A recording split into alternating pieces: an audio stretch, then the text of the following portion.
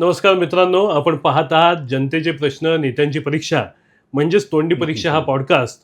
आणि आजचा आपला पॉडकास्ट विशेष आहे कारण आज आपल्यासोबत आहेत महाराष्ट्राच्या राजकारणातील अतिशय संघर्षशील, अभ्यासू आणि जनतेशी नाळ जुळून सातत्याने काम करणारे माननीय आमदार भाई जगताप. कामगार चळवळ, सामाजिक बांधिलकी, युवक सक्षमीकरण आणि महाराष्ट्रातील सर्वांगीण विकासासाठी त्यांनी सातत्याने प्रयत्न केले. त्यामुळे त्यांची एक विशिष्ट ओळख निर्माण झालेली आहे. गेले 3 दशकाहून अधिक कालावधी ते कामगार क्षेत्रामध्ये काम करत आहेत. सातत्याने असंघटित क्षेत्रासाठी त्यांनी प्रयत्न केले आणि अनेकांना त्यांनी न्याय मिळवून दिलेला आहे. आज आपण त्यांच्याकडनं समजून घेणार आहोत त्यांच्या राजकीय प्रवासाबद्दल, त्यांच्या भविष्यातल्या दृष्टिकोनाबद्दल आणि आजवर केलेल्या त्यांच्या कामाबद्दल. तर सुरुवात करूयात तोंडी परीक्षेला. भाई, आपलं स्वागत आहे मनापासून.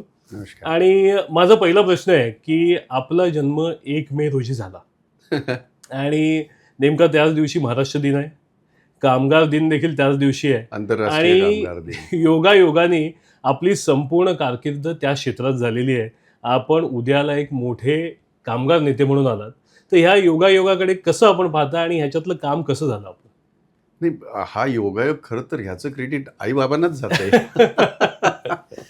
निश्चितपणे. की नाही, म्हणजे काही गोष्टी जेव्हा मी शाळेमध्ये होतो, कॉलेजमध्ये होतो, त्यावेळेला असं मनामध्ये हेही नव्हतं की कदाचित कामगार क्षेत्राकडे मी वळेन वगैरे, असं हां, मनामध्येही नव्हतं. असं कुठलं ओरिएंटेशन नव्हतं आपलं? नाही, असं नव्हतं. एवढं नक्की की मी घाटकोपर पंतनगरला राहायचो.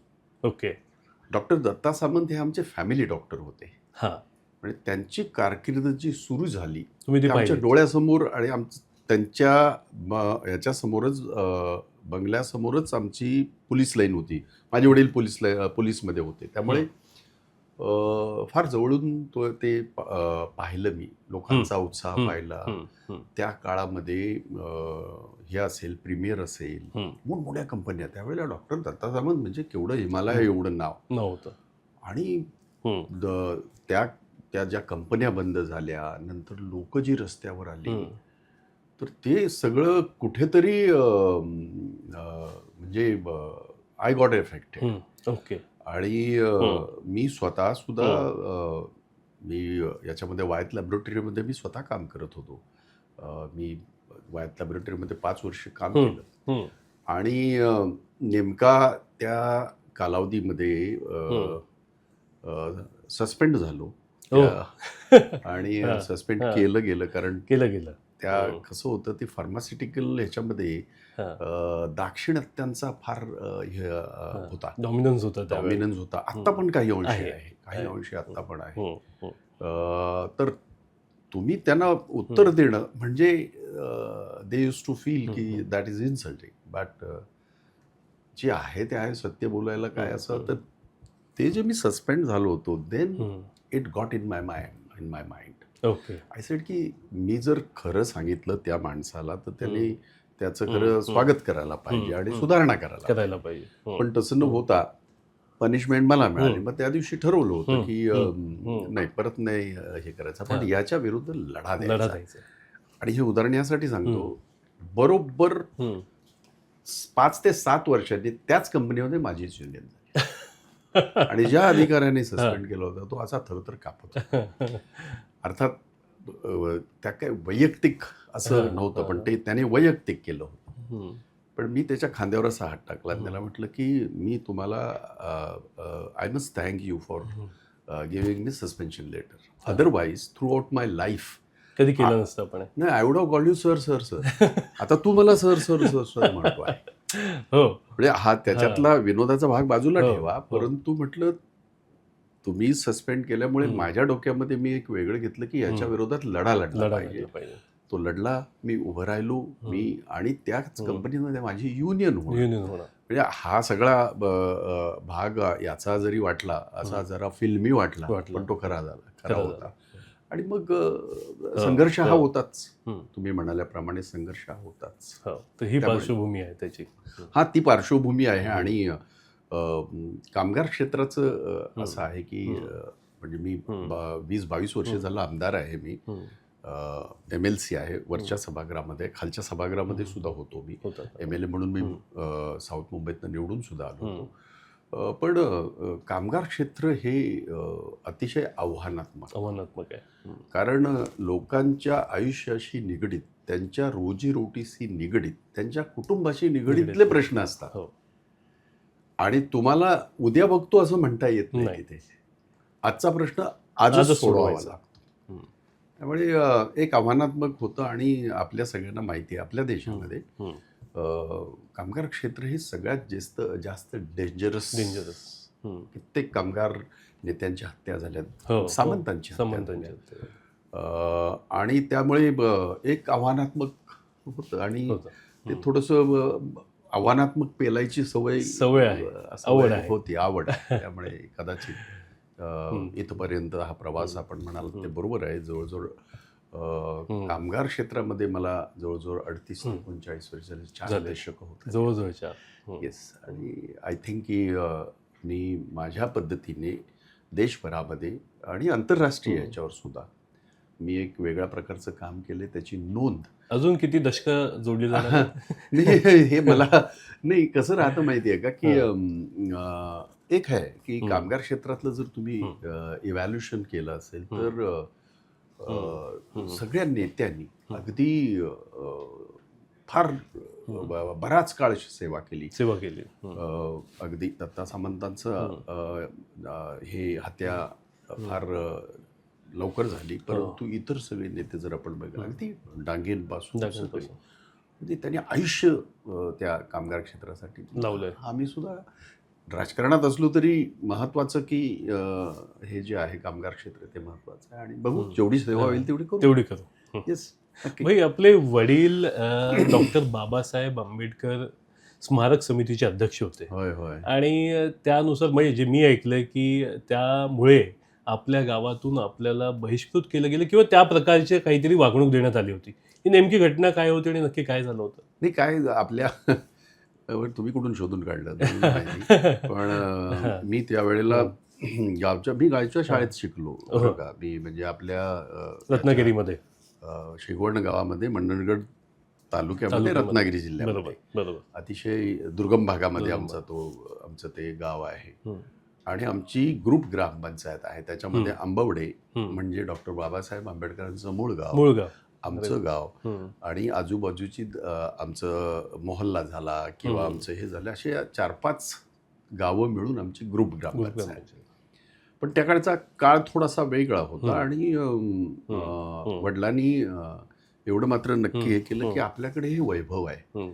डॉक्टर बाबासाहेब आंबेडकरांचं मूळ गाव, त्यांचं जन्मस्थान जरी मऊ असलं तरी त्यांचं मूळ गाव, त्यांचे सगळे नातेवाईक सगळे तिथे आहे. आणि ती चळवळ ती होतीच. माझे वडील त्या चळवळीमध्ये जेव्हा भाग घेतला त्यावेळेला स्वाभाविकपणे की आमच्या गावामध्ये तो विरोध झाला. मराठ्यांचं गाव आणि ते असं झालं. तो काळ पण तसा वेगळा होता. मी त्या गोष्टीला हे करत असताना, सांगत असताना.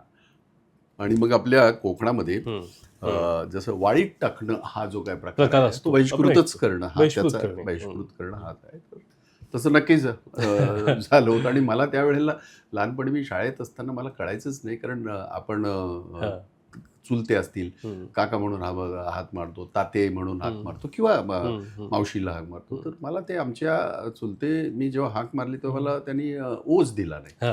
तर मी वडिलांना विचारलं, म्हटलं तात्यांना मी हाक मारली पण मला त्यांनी हे केलं नाही. 2-3 वेळा झाल्यावर वेळेला नाही ते गडबडीत असतील. पण त्यावेळेला मला ते माहिती नव्हतं, पण जाणवू लागलं होतं की आपलं घर बहिष्कृत आहे. अशा प्रकारची सामाजिक परिस्थिती तुम्हाला पाहायला मिळाली आपल्या कोकणामध्ये. कमी अधिक प्रमाणात बऱ्याच ठिकाणी असा प्रकार आपल्याकडे होतो. तुम्ही रत्नागिरी जिल्ह्यातल्या एका छोट्याशा गावापासून मुंबईमध्ये राजकारणामध्ये एवढं मोठं नाव, हा जो काही प्रवास केलात, म्हणजे आज काँग्रेसमध्ये किंवा मुंबईमध्ये विशेष करून भाई म्हटलं की आपला चेहरा समोर येतो. ह्या प्रवासाबद्दल, या राजकीय प्रवासाबद्दल काय सांगाल आपण? नाही म्हणजे खरं सांगतो तुम्हाला की एक विचाराचा एक पगडा राहतो. जसा बाबासाहेबांचं गाव असल्यामुळे तो एक विचाराचा पगडा होता. आणखीन एक आपल्याला फक्त माहिती करता सांगतो, त्या मंडणगड दापोली हा एक मतदारसंघ आहे. हा. मी 1999 साली तिथून लढलो. हो. मी हरलो त्यावेळेला, हा, काही हा, मताने मी हा, हरलो तिथे. परंतु त्या दुर्गम भागाचं वैशिष्ट्य सांगतो तुम्हाला. डॉक्टर बाबासाहेब आंबेडकरांचं मूळ गाव, हो. नाना फडणवीसांचं गाव, ओके. छत्रपतींचा किल्ला मंडणगड किल्ला, टिळकांचं गाव, आगरकरांचं गाव, महर्षी दोंडू कर्वेंचं गाव, एवढी मोठी विभूती सगळी तिथे, साने गुरुजींचं गाव. म्हणजे त्या मातीमध्ये एक वेगळा आहे त्या माती. आणि कोकणातल्या तसं आपल्या कोकणातल्या मातीमध्ये तसं बुद्धी ही आपल्या कोकणामध्ये अगदी म्हणजे कोणी याच्यामध्ये दुमत असू शकत नाही. खऱ्या अर्थाने बुद्धिवान माणसं अनेक अशी, ही मोठी नावं सांगितली अशी 100-150 नावं घेता येतील. रत्नागिरीमध्ये किंवा रायगडामध्ये किंवा तेव्हा तर रत्नागिरी एकच होतं, सिंधुदुर्ग नंतर झालं.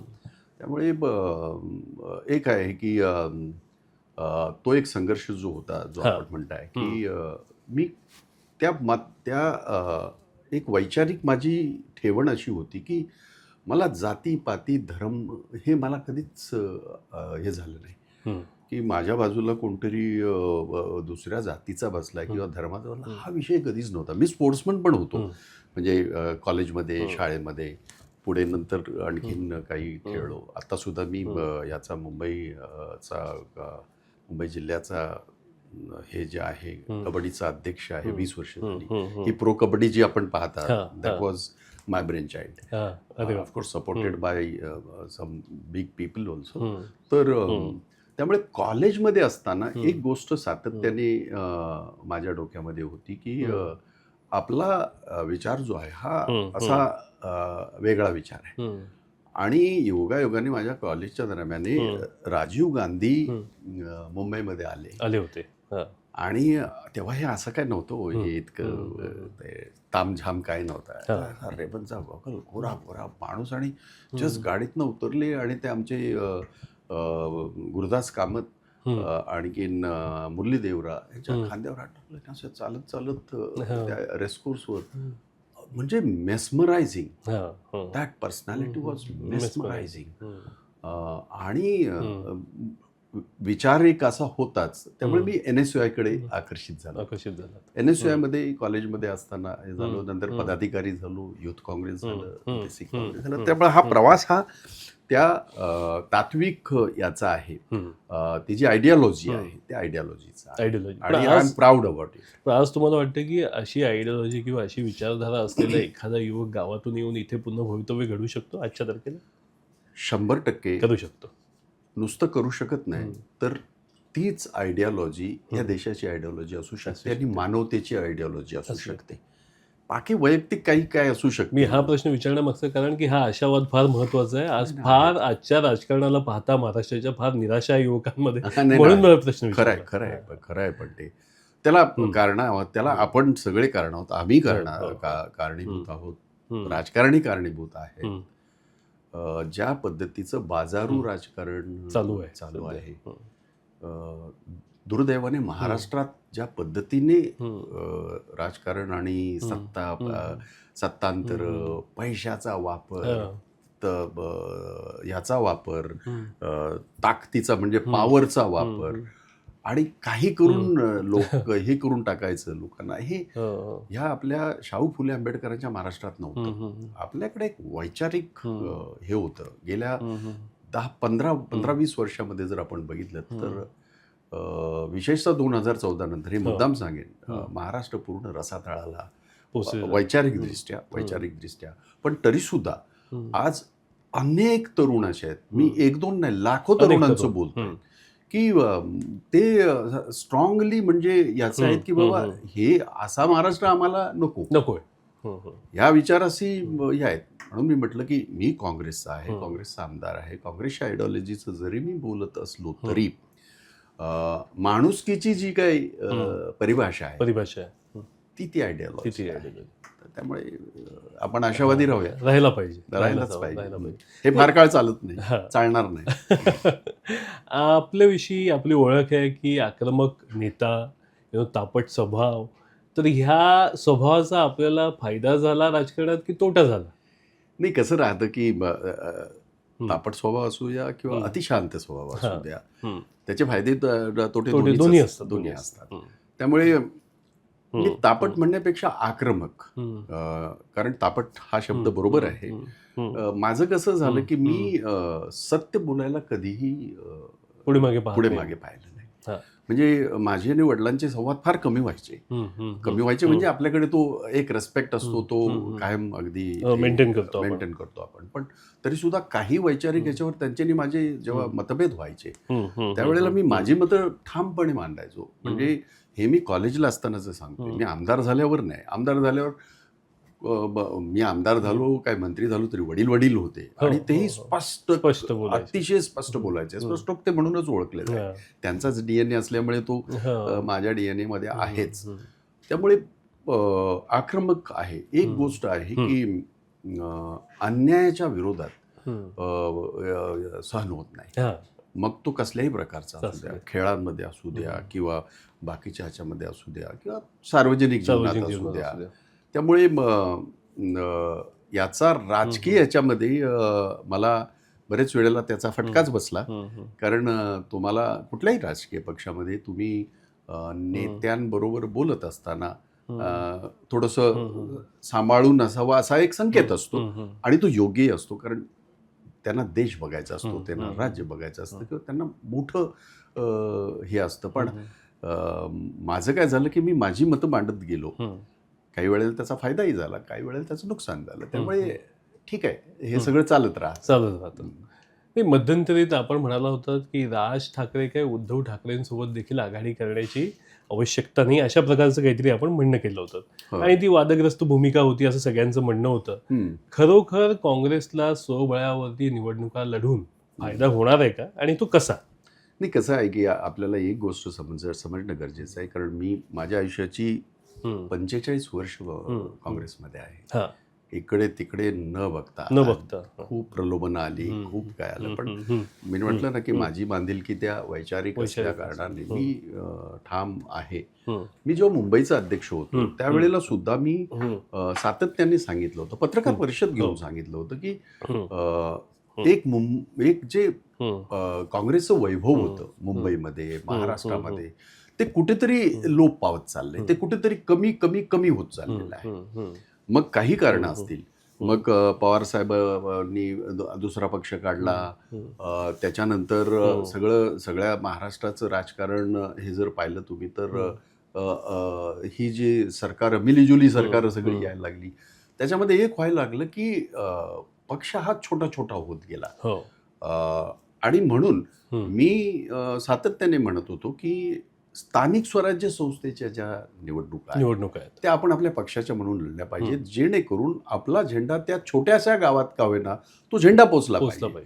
तो राहिला तर पक्ष राहील, अशी माझी ठाम भूमिका आजही आहे, भविष्यातही अशीच राहील. त्यामुळे माझी मी भूमिका सातत्याने ती मांडत राहिलो. आणि विशेषतः आम्ही महाविकास आघाडीत असताना सुद्धा मी जेव्हा हे म्हणालो त्याला कारणं होती. आम्ही जेव्हा हे लोकसभेमध्ये मोठं यश मिळालं महाविकास आघाडीला, आणि एका कुठच्या पक्षाचं नाही तर सगळ्यांचं म्हणून आम्ही एकत्रित ते यश मिळालं. आणि अपेक्षा होती की विधानसभेमध्ये तसं होईल. अर्थात त्या मी आता ह्याच्यात जात नाही, त्या वादात जात नाही. ते बाकी सगळं आहेच, EVM BM हे सगळं आहेच, याच्या अगोदर मी अनेक वेळा बोललोय. पण जाणवलं असं की जेव्हा विधानसभेच्या चर्चा सुरू होत्या जागा वाटपाच्या, मुंबईसारख्या ठिकाणी, ज्या ठिकाणी जसं वर्सोवा, ही शिवसेना कधीही लढली नाही. म्हणजे कधी 4-5व्या नंबरावर असायची. बांद्रा ईस्टची जागा आमची, परंपरागत आमची जागा, फक्त 93चे जेव्हा राईट्स झाल्या त्याच्यानंतर एकदा थोडा बदल झाला होता. एकदा दोनदा, दॅट्स इट. आपल्याला स्वातंत्र्य होऊन 78 वर्ष झाले, त्याचं सांगतोय मी. कायमस्वरूपी काँग्रेसशी भायखळ्याला तर हे कधी लढताना मी कधी पाहिलंच नाही. ती जी जागा आमची, म्हणजे आमच्या जागा होत्या त्याही जेव्हा कॉम्प्रोमाइज करायला लागल्या, त्यामुळे मी म्हटलं अरे असं कसं, पक्ष वाढणार कसा? पक्ष जर अशा ठिकाणी तुम्हाला जागा, तर त्यामुळे माझा ठाम मत होतंच आणि माझं आजही आहे. आणि तुम्ही कॉर्पोरेशनलाही बघा, अधिक चांगल्या पद्धतीने आम्हाला लढता आलं असतं. 24 जागा सुद्धा म्हणजे फार कमी मोठ्या नाही, नसल्या. कोणी चर्चा करत नव्हते आपल्या नावाची. एक्झॅक्टली 24 जागा एक्झॅक्टली. तर त्यामुळे आणि पक्ष कसा वाढणार मला सांगा. तुम्ही प्रत्येक वेळेला कार्यकर्ता जो झेंडा घेऊन आयुष्यभर लढत असतो, कधीतरी त्याला हे असतं. म्हणून मी म्हटलं स्थानिक स्वराज्य संस्था या कार्यकर्त्यांच्या निवडणुका असतात, त्याला तिथे लढण्याला संधी मिळाली पाहिजे, जिंकायला पाहिजे. आपण तेवढी त्याला बळ दिलं पाहिजे, ताकद दिलं पाहिजे. ही ठाम भूमिका माझी होती आणि आहे. पण आता ह्याच्या पुढे काँग्रेस पक्ष महाराष्ट्रात, मुंबईत वाढण्यासाठी तुम्हाला काय वाटतं, कुठल्या संकल्पना राबवायला हव्यात? संघटना स्तरावरती काही करायला हवं का? नाही होत. बघा, आपल्या आपल्या परीने सगळेजण प्रयत्न करतात आहेत, असं कधीही म्हणता येणार नाही. ह्याच्यापेक्षा वाईट दिवस काँग्रेसने बघितले महाराष्ट्रामध्ये, आपण नव्हते बघितले. त्याचं कारण असं आहे की महाराष्ट्र हा सातत्याने काँग्रेसच्या पाठीशी उभा राहिला. बरोबर. अगदीच एक उदाहरण देतो तुम्हाला. इमर्जन्सी नंतर हो, ज्या पद्धतीने इंदिरा गांधींच्या बाबतीमध्ये भारतभर बोललं, बदल झाला होता, संपूर्ण बदल झाला होता. त्या स्वतः हरल्या होत्या. हो, पण त्याही काळामध्ये इथे महाराष्ट्र हा काँग्रेसच्या बरोबर होता. एक लक्षात घ्या. आज जी काही परिस्थिती दिसते आहे ती काय ती अतिशय वाईट आहे. आणि म्हणूनच माझं म्हणणं असं आहे की आपण मुळापासून, कार्यकर्त्यापासून आपण सुरुवात केली पाहिजे. 5 वर्ष जातील, 10 वर्ष जातील. आपल्याला 141 वर्ष झाली हो. त्या देशामध्ये एवढा जुना तर पक्ष कोणी नाहीये. आणि अतिशय वाईट दिवस बघितलेला पक्ष आणि देशाला घडवलेला पक्ष आहे. हे आता आयत्या व आयतोबा सगळे बसलेत, त्यांचं सोडा, ते काही म्हणतील, पण वस्तुस्थिती आहे. आणि म्हणून मला असं वाटतं की त्या दृष्टीने मी नेहमी म्हणतो की महाराष्ट्र असेल, मुंबई असेल, कार्यकर्त्यांना बरोबर घेऊन, कार्यकर्त्यांच्या मदतीने आणि त्यांच्या मेहनतीनेच परत पक्ष उभा करता येईल. भाई, आपण कामगार नेते राहिलेला आहात, पण आजची महाराष्ट्रातली युवकांची बेरोजगारीची परिस्थिती पाहता किंवा असंघटित क्षेत्रातल्या कामगारांची परिस्थिती पाहता, आत्ता कामगार चळवळीसमोर कोणती मोठी आव्हानं तुम्हाला दिसतात? नाही, सगळीच आव्हानं आहेत. आता कसं आहे, विशेष करून आता मोदी सरकारने जे 6 काळे कायदे बनवले. बरोबर. शेतकऱ्यांचे 3 काळे कायदे यासाठी सगळ्यांना माहिती आहेत, कारण शेतकऱ्यांनी उलटून जबाब देऊन टाकला लगेच. आणि 370 दिवस ते तिथे आंदोलन केलं. जो 600-650 लोकांनी हुतात्मा पत्करलं, पण हल्ले नाहीत ते. आणि मोदींना सरेंडर व्हावं लागलं, नांगे टाकायला लागली. पण कामगारांच्या बाबतीत झालं नाही. त्याच दिवशी रात्री 12 वाजता हे कायदे जेव्हा त्यांनी डिक्लेअर केले, त्यावेळेला कामगारांचे सुद्धा काळे कायदे, हे 4 कोड त्यांनी जाहीर केले होते. आणि त्याच्यावर जे आंदोलन देशामध्ये, राज्यामध्ये व्हायला पाहिजे तसं झालं नाही. झालं थोड्या बहुत इकडे तिकडे, आम्ही सगळ्यांनी तो प्रयत्न केला, पण आपल्या समोर शेतकऱ्यांचं उदाहरण होतं, तसं काय झालं नाही. हे 4 कोड कसं आहे माहिती आहे का, की ह्या आपल्याला हे गोष्ट लक्षात घेण्यासारखं आहे. देशामधले कामगार कायदे हे कामगारांनी रक्त सांडलंय, त्याच्यासाठी घाम गाळलाय, असं कोणी दिलेलं नाहीये. 28 कायद्यांचं एकंदरीत सगळं कडबोळ करून 4 कोड, आणि त्याच्यामध्ये महत्वाचा भाग असा आहे की कामगाराची व्याख्याच बदलली. कामगार कायदे हे कामगाराच्या व्याख्येवर आधारित असतात. त्याचे फायदे असतील, त्याची काय जे काय असतील ते लागू होतात ते कामगारच्या व्याख्येवर. इथे कामगारांची व्याख्याच बदलली. तुम्ही कधी ऐकलं का प्लॅटफॉर्म वर्कर, जिग वर्कर, काय काय काय काय बरं, त्याच्यामध्ये कुणालाही माहित नाही की नक्की कोण आहे, हे टर्मिनॉलॉजी काय, त्याचा लॉशी काही संबंधच नाही. ऑलरेडी देशभरामध्ये आपल्याला हे समजणं गरजेचं आहे, लोकांनाही समजणं गरजेचं आहे. म्हणजे स्वातंत्र्य होऊन एवढी वर्ष होऊन सुद्धा आपल्या देशातला अनऑर्गनाइज सेक्टर हा आजही जवळजवळ 93% आहे. म्हणजे 7% ऑर्गनाइज सेक्टर आहे, बाकी अनऑर्गनाइजच आहे. मग तुम्हाला हे सगळं करण्याची गरजच नाही ना. ऑलरेडी ऑर्गनाइज सेक्टर एवढ्या मोठं, त्याच्यासाठी काहीतरी करण्याची गरज आहे. त्याच्यासाठी महाराष्ट्राने वेगवेगळे कायदे केले. मग ते सिक्युरिटी ऍक्ट असेल, माथाडी ऍक्ट असेल वगैरे, तोही यांनी निकाली काढला. आम्ही त्याच्यावर खूप हे केलं. म्हणून कामगारांच्या समोर, कामगार क्षेत्रासमोर मोठी आव्हानं आहेत. पण त्याबरोबर मला एक गोष्ट सांगावीशी वाटेल की कसं राहतं की शेवटी सरकार जे काय पॉलिसीज बनवतं, आपल्या देशामध्ये जोपर्यंत उद्योग येत नाही, हा देश असा थोडी मोठा झाला. 1947 साली काय होतं आमच्याकडे? काय होतं? काहीच नव्हतं. कलकत्त्यातल्या ज्यूट मिल्स सोडल्या तर काहीच नव्हतं. आणि आपल्याकडे इथे असलेल्या मिल्स याच्याशिवाय काहीही नव्हतं आपल्याकडे. जे काही उभं केलं ते त्या काळामध्ये काँग्रेसच्या धोरणांमुळे, औद्योगिक धोरण, कामगार धोरण, ह्या सगळ्यामुळे आपल्याला जे काय उद्योग आपल्याकडे आला. 2014 पासून आजपर्यंत ही फक्त नरेंद्र मोदींवर टीका म्हणून नाही किंवा त्या सरकारवर टीका म्हणून नव्हे, एक उद्योग आलेला ह्या देशामधला दाखवायचा, एक सिंगल.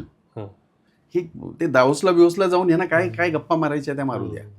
मी त्याच्यावर ट्विट सुद्धा केलं होतं. म्हणजे त्या दावोसला जाऊन त्यांनी एक हे साईन केलं, अग्रीमेंट साईन केलं. कोणाबरोबर? अभिनंदन लोढा. आणि तो भारतातला, मुंबईतला, त्याचे वडील तुमच्या बरोबर कॅबिनेट मिनिस्टर.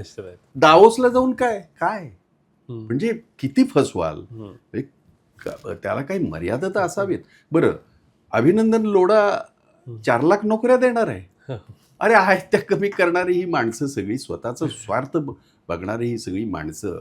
त्यामुळे फसवणं हा एक, आणि नाडणं म्हणून आपल्या देशामध्ये सगळ्यात जास्त बेकारी कधीही नव्हती एवढी आज आहे. महाराष्ट्रामध्ये अख्ख्या देशातले तरुण इथे यायचे कशासाठी?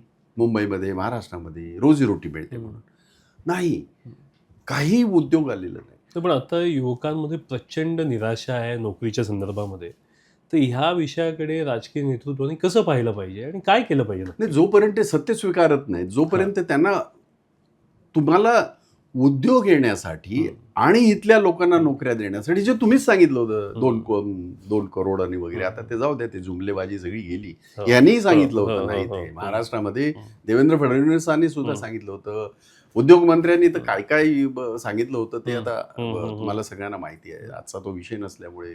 पण एवढं नक्की की उद्योग आला पाहिजे, उद्योग टिकला पाहिजे. सगळ्यात वाईट गोष्ट अशी आहे, महाराष्ट्रातला उद्योग हा गुजरातमध्ये चाललाय. मला राज्यामध्ये काही हे नाही करायचं, परंतु या देशामध्ये जो कुठचा उद्योग याचा त्याची पहिली पसंती महाराष्ट्र असायला पाहिजे. आता तसं राहिलेलं नाहीये. आता पहिली पसंती गुजरात आहे, कारण तिकडे कायदेच नाही. म्हणजे ह्या सगळ्या गोष्टी आपल्याला लक्षात घेणं गरजेचं आहे. आणि जोपर्यंत मुलांच्या हाताला तुम्ही काम देत नाही, फार कठीण होईल. फार परिस्थिती वाईट आहेच ऑलरेडी. फार कमी उद्योग आहे. जसं आता आपण रायगडमधून येता, याच्यामध्ये JSW, ज्याचा आपण त्या आपल्या ह्याच्यामध्ये तुम्ही उल्लेख केला, मी आपल्याला परिस्थिती सांगतो, वस्तुस्थिती सांगतो, आणि ती महत्वाची आहे. कित्येक वेळेला काय होतं की आपण तिकडे सगळ्यांचं मत असं असतंच की मला नोकरी मिळाली पाहिजे. चुकीचं काहीच नाही. जागा गेलेल्या आहेत, त्यांना नोकऱ्या तिथे मिळालेल्या आहेत. ही एकमेव कंपनी असेल, 16,500 वर्कर आहेत.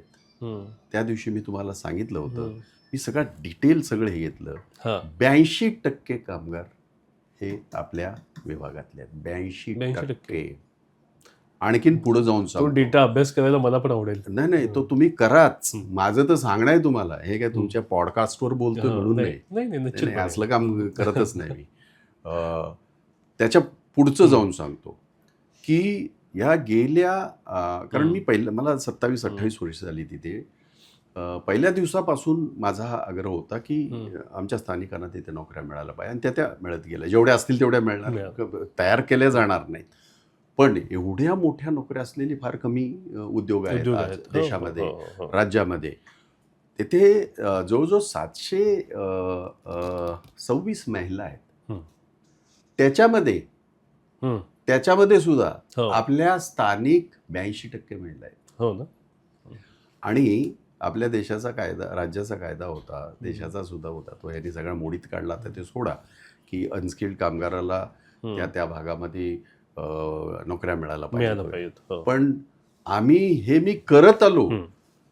आपल्या रायगडमध्ये, हे मला मुद्दाम सांगायचं आहे, रायगडमध्ये कॉन्ट्रॅक्टर सगळ्या पक्षाचे कॉन्ट्रॅक्टर, कुठल्या ह्याच्यावर बोट ठेवत नाही, सगळे. इथे बाकीच्या ठिकाणी राजकीय लढ्या करतील, पण इथे मात्र मिळून वाटून सगळं चालू असतं. मी महिंद्रापासून सुरुवात केली. कॉन्ट्रॅक्ट कामगार हा परमनंट होऊ शकतो, या गोष्टीला 20-22 वर्ष झाली. मी सुरुवात केली महिंद्रामध्ये. मी येण्यापूर्वी सुद्धा महिंद्रामध्ये अशाच पद्धतीने खूप हे जे होते कामगार होते ते कॉन्ट्रॅक्टर म्हणूनच कामाला लागायचे 2-2 पिढ्या आणि कॉन्ट्रॅक्टर म्हणूनच रिटायर्ड व्हायचे. मी सुरुवात महिंद्रामधून केली. मी हे अभिमानाने सांगेन, रायगड जिल्ह्यामध्ये नव्हे तर पूर्ण महाराष्ट्रामध्ये, पूर्ण देशामध्ये जिथे जिथे आम्ही काम करतोय, मी कारगिळीमध्येही काम करतोय, तिथेही आमचं हे आहे. माझं सांगितलं होतं तुम्हाला कदाचित मी, पंजाब असेल, हरियाणा असेल, त्या सगळ्या ठिकाणी आम्ही आहोत. तर त्या ठिकाणी सगळीकडे कॉन्ट्रॅक्च्युअल वर्करांना परमनंट करण्याचं काम मी आणि माझ्या बहिणी केलं. भारतीय कामगार कर्मचारी महासंघ जी माझी संघटना आहे, आपल्या इथे सुद्धा ह्या JSW मध्ये आत्तापर्यंत मी साधारण 4,500 लोकांना परमनंट केलं आणि त्याच्यातले 98% लोकल आहेत. 98% लोकल आहेत. हे माझी सर्टिफिकेट महत्वाची नाही, बरोबर. हे आपल्याला करताच येतं. मी करू शकलो तर का रिलायन्समध्ये होत नाही तसं? माझा तर साधा प्रश्न आहे. ते तर सरकारी आहे. HPCL होतं, त्याच्यानंतर ते अंबानीने घेतलं. त्यामुळे कसं राहतं की म्हणून म्हटलं की माझं स्वतःचं एक डेडिकेशन आहे, माझं स्वतःचं, कारण मी स्वतः कामगार राहिलो त्यामुळे मला त्या विवंचना माहिती आहे आणि आम्ही स्थानिक आहोतच, कोणाच्या सर्टिफिकेटची आवश्यकता नाही. एक आणखीन उदाहरण देतो. सगळं राजकीय कसं हे खाण असते ती आपल्याकडेच. एक अशीच एक कंपनी तिथे होती आपल्या खोपोलीला, त्याच्यामध्ये सगळ्या लोकांचेच हे होते. आता ते टेक ओव्हर केली यांनी JSWने. तर तिकडे जवळजवळ त्यावेळेला 6,000 कामगार होते तिथे.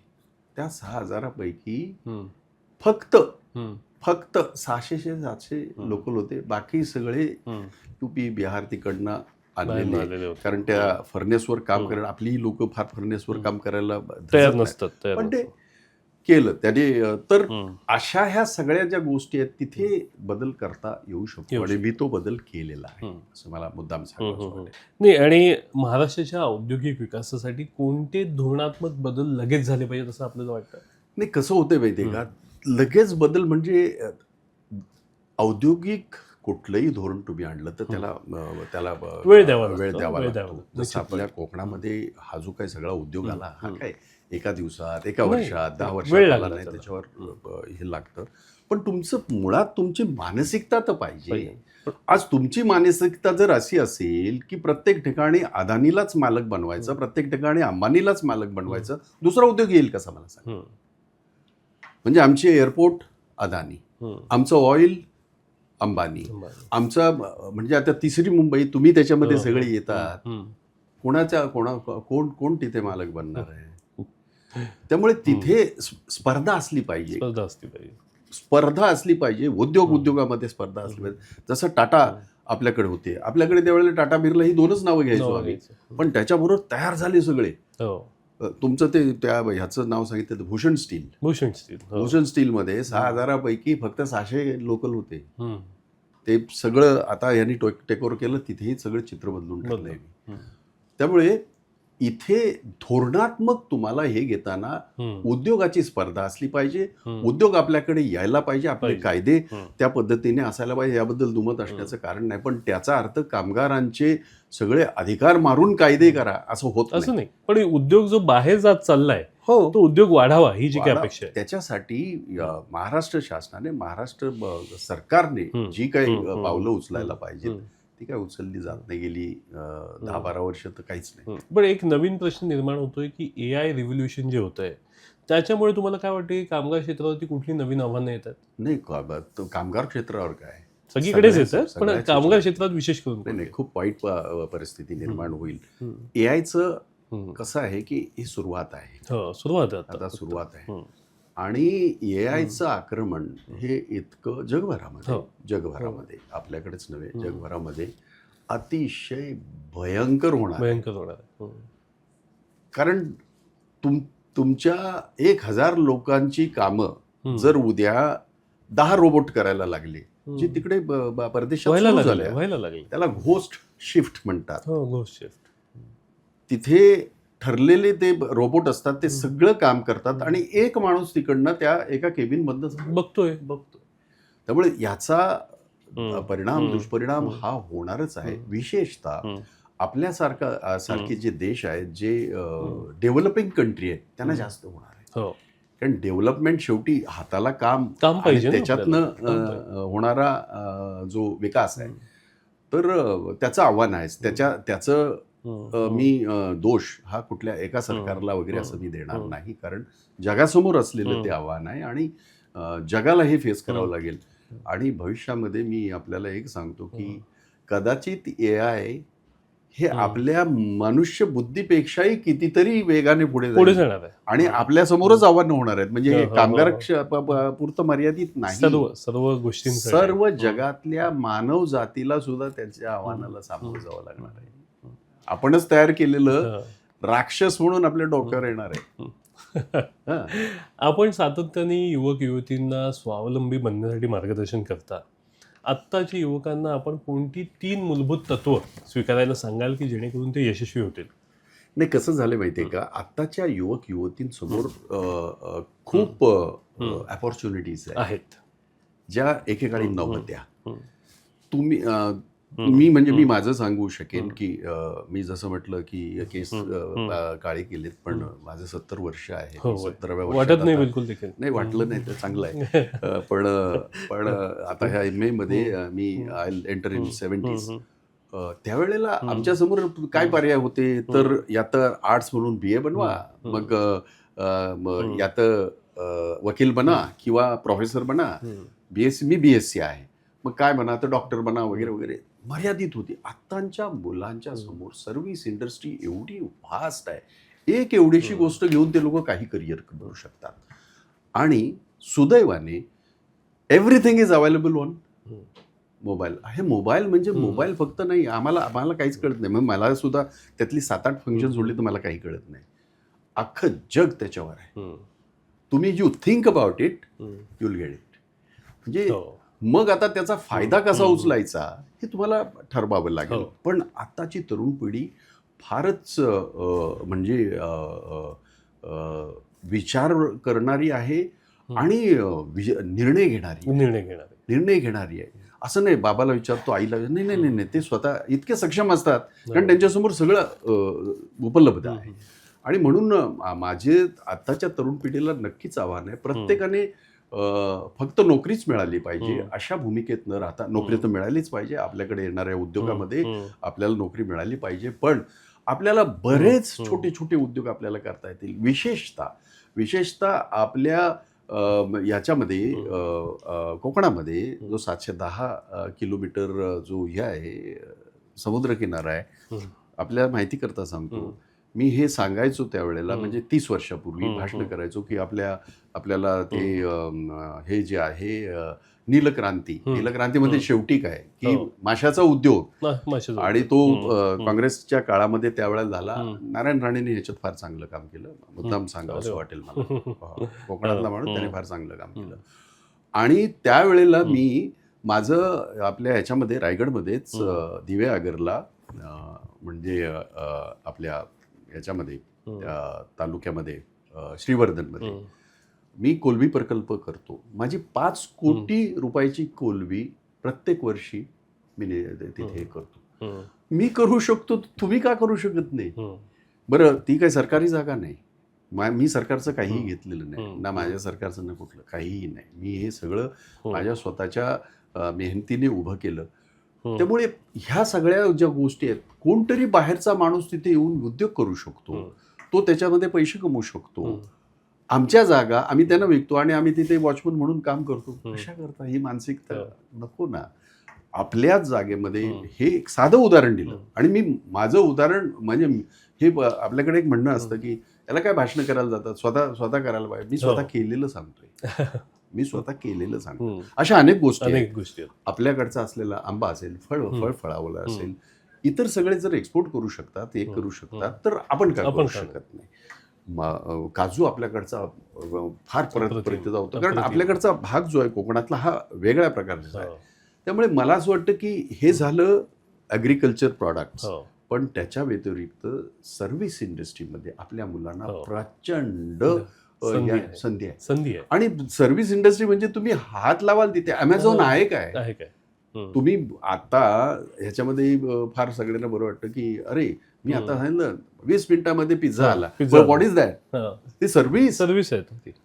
आणि अमेझॉन आपल्याकडे आला, आपल्याकडे बाकीचे सगळे आले,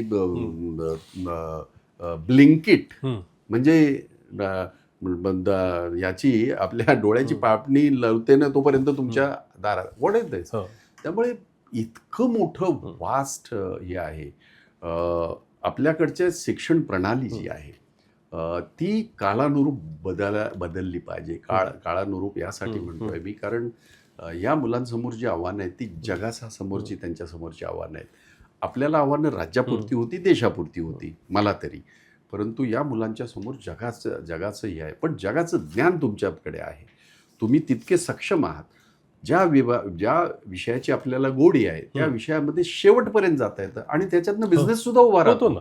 बिझनेस सुद्धा उभा राहतो. तुम्ही उदाहरण आहात की तुमच्यासारखी अनेक उदाहरणं आहेत आणि मला त्याचा आनंद होतो. म्हणजे आमच्या कोकणातल्या लाल मातीमधली मुलं असा विचार करतात.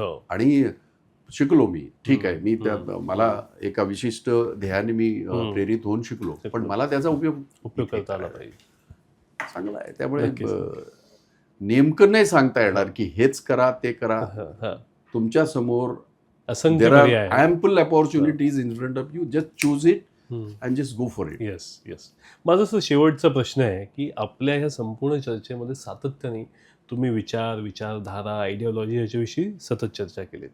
आजच्या तारखेला आपल्या युवकांनी, सर्वसामान्यांनी म्हणजे महात्मा गांधी आणि इंदिरा गांधी यांच्याकडनं कोणते विचार आत्मसात केले पाहिजेत, जीवनात अंगीकारले पाहिजे, त्याच्याबद्दल थोडंसं सांगा. आणि माझं म्हणणं असं आहे की एक तर असं आहे की त्यागाची भूमिका असली पाहिजे. असलीच पाहिजे. आम्हाला त्यांच्यासारखा त्याग नाही करता येणार. बरोबर.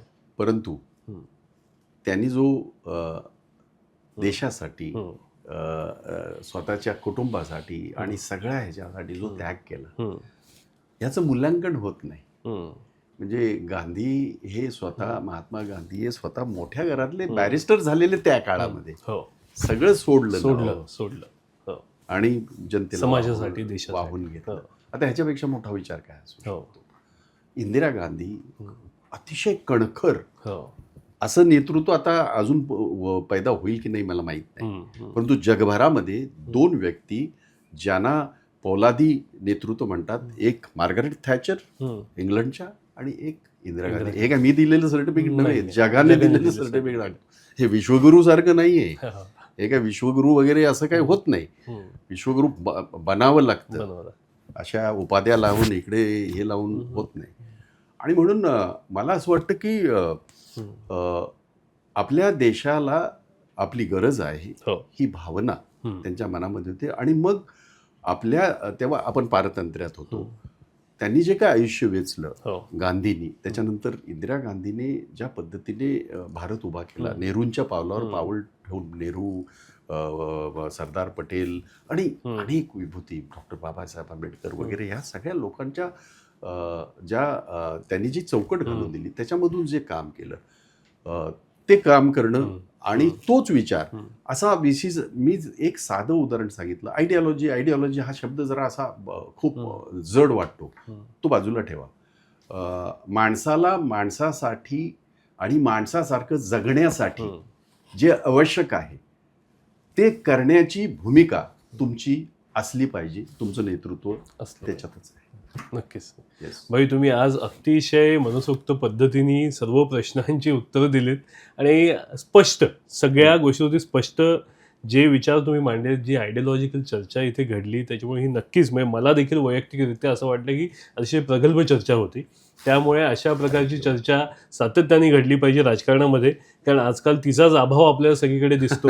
मी आत्ता येताना पाहत होतो की हायवेवरती एअरपोर्टच्या जवळ सगळीकडे बॅनर लागलेले आहेत लाईट पोलावरती, ज्याच्यावरती फ्रेंच प्रेसिडेंट येत आहेत आणि त्यांना शुभेच्छा देणारे आपले इथले बडे नेते आहेत. खरोखर परदेशातल्या लोकांना ह्याचं कुतूहल वाटत असेल का की बाबा हे बॅनर लावले त्यांनी लाईट पुलावरती आणि संपूर्ण सिटी खराब करून टाकली. हे अशा प्रकारची जी विचारधारा आहे ती कुठेतरी कमी व्हायला पाहिजे. हा देखावा संपवायला पाहिजे. कोणालाच नकोय ना, हा गरजेचंच नाहीये. त्यामुळे नक्कीच विचारांची लढाई अशा पद्धतीनेच पुढे गेली पाहिजे. आपल्याला आजचा हा पॉडकास्ट जर आवडला असेल तर नक्कीच आपण लाईक आणि सबस्क्राईब करा. धन्यवाद. थँक्यू. आभारी आहे आपला. आभारी आहे सर.